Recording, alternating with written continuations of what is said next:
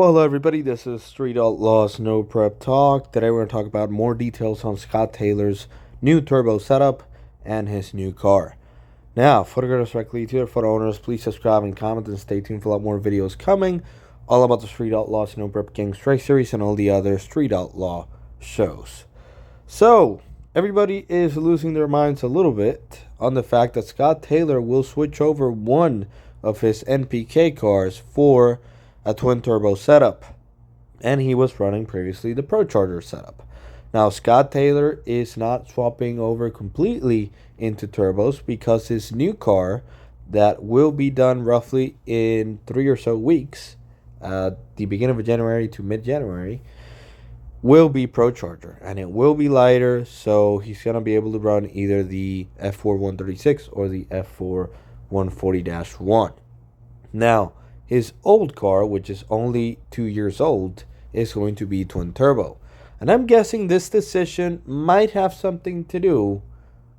Now, I may be wrong on this because I don't know Scott Taylor's thought process, but Mark Mickey and Todd Moyer did really good at Bradenton Motorsports Park at the Snowbird Nationals, which is a very competitive pro mod race. Todd Moyer qualified number 1 and Mark Mickey qualified number 3. And number 2 was a screw-blown car. And Pro Charger cars were also running really good.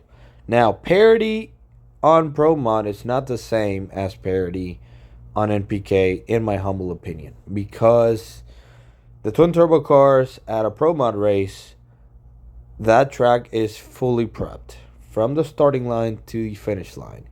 Turbo cars don't generate as much downforce as the Pro Charger and also the screw-blown cars. They do generate downforce, but not as much as the blown combinations. But if you have a fully prepped track, they can definitely apply a lot of power on the big end. On NPK, the track is not prepped, and even though the first 330 gets really good, the second half of the track is not the same as a Pro Mod racetrack. So turbo cars on NPK, even at a lighter weight, are not as consistent and can't really apply all their power out the back. Now, maybe Scott Taylor does know something about twin turbo setups and he believes he can be competitive and he's going to try it. And if it doesn't work, well, he has another Pro Charger car.